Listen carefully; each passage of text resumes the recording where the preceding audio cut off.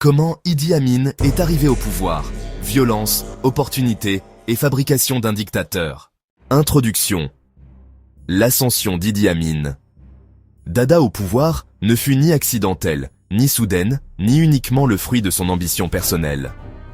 Elle résulta d'un ensemble de facteurs structurels, les héritages militaires coloniaux, les rivalités ethniques, les dynamiques de la guerre froide et la militarisation progressive de l'État ougandais.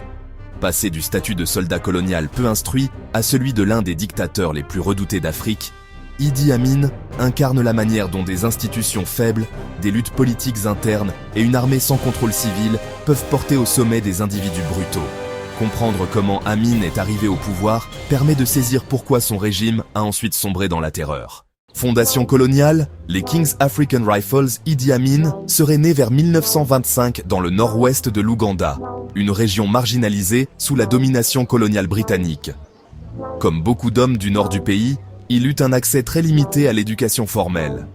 Les autorités coloniales britanniques considéraient cependant les populations du nord comme physiquement robustes et adaptées au service militaire. Cette vision racialisée et utilitariste façonna profondément le parcours d'Amin. En 1946, Idi Amin s'enrôla dans les King's African Rifles, KAR, l'armée coloniale britannique en Afrique de l'Est. Le KAR ne valorisait ni l'instruction ni la réflexion politique. L'obéissance, la loyauté et la force physique primaient. Amin se distingua par sa discipline, son agressivité et ses talents de boxeur, ce qui lui valut des promotions rapides malgré son analphabétisme. Lors des campagnes de contre-insurrection britanniques, notamment contre la rébellion des Mau Mau au Kenya, Amin acquit une expérience du combat et développa une réputation de dureté et de brutalité. Ces campagnes normalisèrent la violence comme méthode de gouvernement et apprirent à des soldats comme Amin que la force constituait l'outil principal de l'autorité. À l'indépendance de l'Ouganda, il figurait déjà parmi les officiers africains les plus gradés de l'armée. L'Ouganda accéda à l'indépendance en 1962, sous la direction du Premier ministre Milton Obote. Le nouvel État hérita d'institutions coloniales fragiles, divisées et profondément politisées, en particulier l'armée. Au lieu de la réformer et de la professionnaliser, Obote s'appuya sur elle pour consolider son pouvoir. Idi Amin devint un acteur central de cette stratégie. Obote le promut rapidement, le percevant comme un officier loyal capable de contrebalancer ses rivaux politiques. Amin fut nommé commandant de l'armée, bien qu'il ne disposât d'aucune formation militaire formelle. Son ascension reflétait une tendance plus large dans l'Afrique post-coloniale, où la loyauté politique comptait davantage que la compétence professionnelle.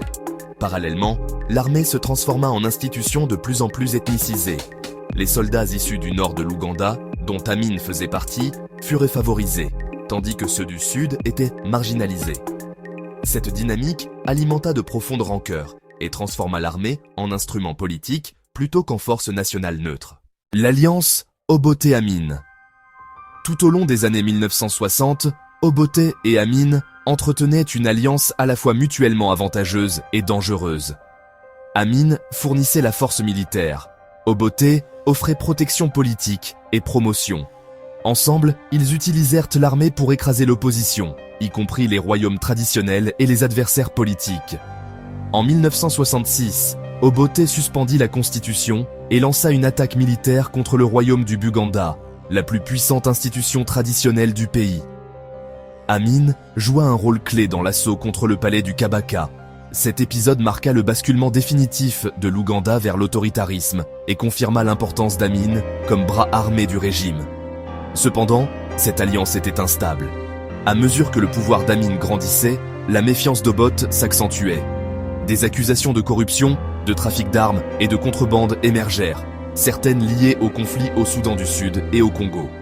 Obote lança des enquêtes visant Amin, faisant peser une menace directe sur sa survie politique et personnelle. La guerre froide et les intérêts étrangers. L'ascension d'Idi Amin ne peut être dissociée du contexte de la guerre froide. Comme de nombreux États africains, l'Ouganda devint un terrain de rivalité entre puissances mondiales.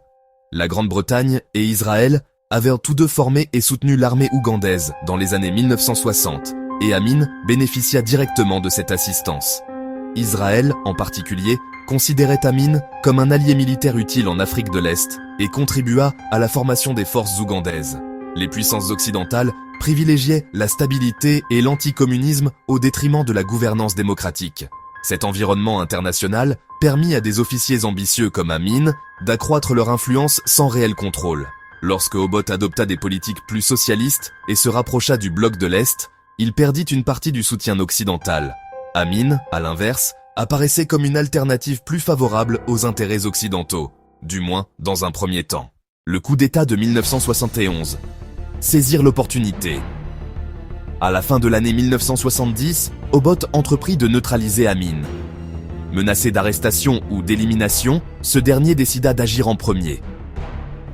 Le 25 janvier 1971, alors qu'Obote se trouvait à l'étranger pour une conférence du Commonwealth à Singapour, Idi Amin lança un coup d'État militaire. Des chars investirent Kampala, les points stratégiques furent occupés et des officiers soupçonnés de loyauté envers Obote furent arrêtés ou tués. Le coup réussit rapidement, car l'armée, et non les institutions civiles, constituaient le véritable centre du pouvoir.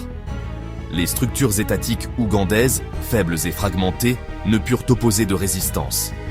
Amin se proclama président, commandant en chef des forces armées et chef de l'État. Dans un premier temps, de nombreux Ougandais accueillirent favorablement le coup. Obote était devenu impopulaire en raison de son autoritarisme et des difficultés économiques. Amin promit la démocratie, le respect des droits humains et un retour à un gouvernement civil. Ces promesses furent rapidement trahies. La consolidation du pouvoir. Une fois installé, Amin agit rapidement pour éliminer toute opposition. Les soldats fidèles à Obote, souvent issus de groupes ethniques spécifiques, furent purgés de l'armée et massacrés. Les effectifs militaires augmentèrent considérablement, faisant de l'armée à la fois le bouclier et l'arme principale du régime. Amin supprima l'indépendance judiciaire, gouverna par décret et concentra l'ensemble du pouvoir entre ses mains. Les promotions reposaient sur la loyauté personnelle plutôt que sur le mérite. La peur remplaça la loi.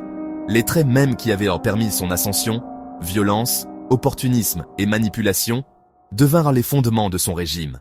Pourquoi Amin a réussi? Idi Amin est parvenu au pouvoir grâce à une combinaison de facteurs étroitement liés. La militarisation coloniale qui récompensait la violence et l'obéissance. La faiblesse des institutions après l'indépendance. Le favoritisme ethnique au sein de l'armée. La rivalité politique entre Obote et Amin. Le contexte géopolitique de la guerre froide tolérant l'autoritarisme. L'ambition personnelle et l'absence de scrupules. Amin ne bâtit pas son pouvoir sur une idéologie, un mouvement populaire ou une vision nationale. Il s'éleva parce que le système privilégiait la force à la légitimité. Conclusion. L'accession d'Idi Amin au pouvoir ne fut pas une tragédie isolée, mais un avertissement historique. Issu d'une armée coloniale conçue pour réprimer plutôt que servir, il gravit les échelons d'une institution militarisée et s'empara du pouvoir dans un État incapable de résister à la force armée. Son parcours montre avec quelle facilité la violence peut remplacer le droit lorsque l'ambition rencontre l'opportunité. Les atrocités commises sous son régime choquèrent le monde, mais elles prenaient racine dans la trajectoire même qui l'avait conduit au sommet. L'histoire de son ascension demeure l'un des exemples les plus frappants de la manière dont les dictateurs sont fabriqués, et du prix que les nations paient lorsque le pouvoir est conquis par les armes plutôt que par le peuple.